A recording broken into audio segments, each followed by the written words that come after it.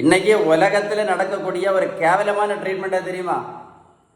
ஒரு கேவலமான ட்ரீட்மெண்ட் தெரியுமா? தெரியுமா? வெயிட்டை குறைக்கிறதுக்கு இன்ஜெக்ஷன் போடுறது. பார்த்துருக்கீங்களா? நிறைய பேர் இப்போ இன்ஜெக்ஷன் போடுறாங்க வெயிட்டை குறைக்கிறது. இந்த மாதிரி கேவலமான ட்ரீட்மெண்ட் வேறு எதுவுமே கிடையாது. இன்ஜெக்ஷன் நிறைய போடுவாங்களா வெயிட்டை குறைக்கிறதுக்கு? நிறைய பேர் ப்ரோட்டீன் பவுடர் வேறு சாப்பிட்டுட்டு இருக்காங்க. எத்தனை நாள் ப்ரோட்டீன் பவுடர் சாப்பிட முடியும் சொல்லுங்கள்? எத்தனை நாள் ப்ரோட்டீன் பவுடர் சாப்பிட முடியும்? எத்தனை நாள் இன்ஜெக்ஷன் ஊசி போட முடியும் வெயிட்டு குறைக்கிறதுக்கு? வெயிட்டு ஒரு ஆளுக்கு இப்போ இந்த பேர் 42 கிலோ வெயிட் குறைச்சிருக்கேன்.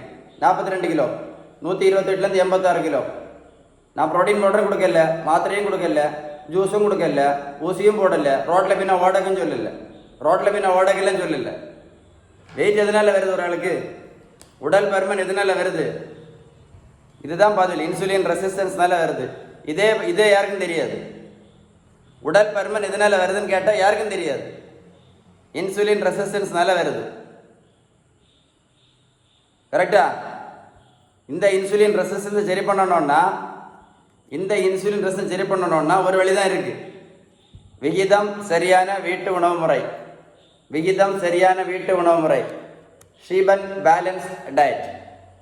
உங்களுக்கு பேலன்ஸ்டு டயட்டை பற்றி ஏதாவது உதவி தேவை இருந்துச்சுன்னா கண்டிப்பாக இந்த நம்பரில் கால் பண்ணி பேசுங்க.